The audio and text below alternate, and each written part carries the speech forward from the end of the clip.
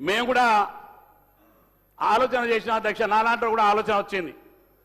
హైడ్రా తీసుకొచ్చినాడు ప్రభుత్వం, ఎందుకు తీసుకొస్తున్నాం మేము అనుకున్నాం అధ్యక్ష. కానీ ఇవాళ అధ్యక్ష మేము కూడా కామన్ పీపుల్ తోటి హైదరాబాద్లో చాలా సందర్భాల్లో చాలా దగ్గర వింటా ఉన్నాం అధ్యక్ష.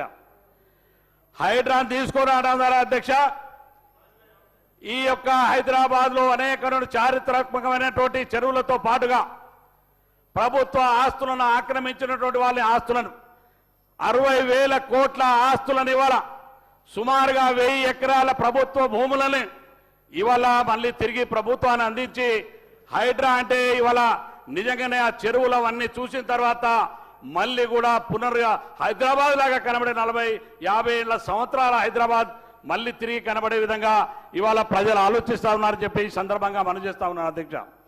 అందుకనే ఇవాళ మరి ప్రభుత్వం చేపట్టేటువంటి కార్యక్రమాలు ఇవాళ చాలా మంది ఇవాళ అనుకుంటా ఉన్నారన్న అధ్యక్ష, సోషల్ మీడియాల ద్వారా ప్రభుత్వాన్ని ఒక రకమైనటువంటి బదనాం చేయాలనే ఆలోచనతో కాంగ్రెస్ పార్టీ ప్రభుత్వాలు మీరు ఒక్కసారి ఆలోచన చేయండి అధ్యక్ష.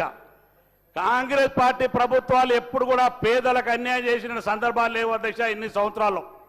ఈనాడు కూడా రేవంత్ రెడ్డి గారి నాయకత్వంలో ఉన్నటువంటి ప్రభుత్వం రేపు మూసి ప్రక్షాళన జరిగితే ఆ మూసి పక్కన ఉన్నటువంటి వాళ్ళ పేదవాళ్ళకి తప్పకుండా అన్ని రకాలైన సౌకర్యాలు కల్పించే ఆ మూసి ప్రక్షాళన చేపడుతుంది. కానీ పేదవాళ్లకు రెచ్చగొట్టే కొన్ని పార్టీలు చేసే ప్రయత్నం మంచి విధానం కాదని చెప్పి మరొకసారి తమరి ద్వారా తెలియజేస్తా ఉన్నాను అధ్యక్ష. అధ్యక్ష ఇవాళ ఈ రాష్ట్రంలో అధ్యక్ష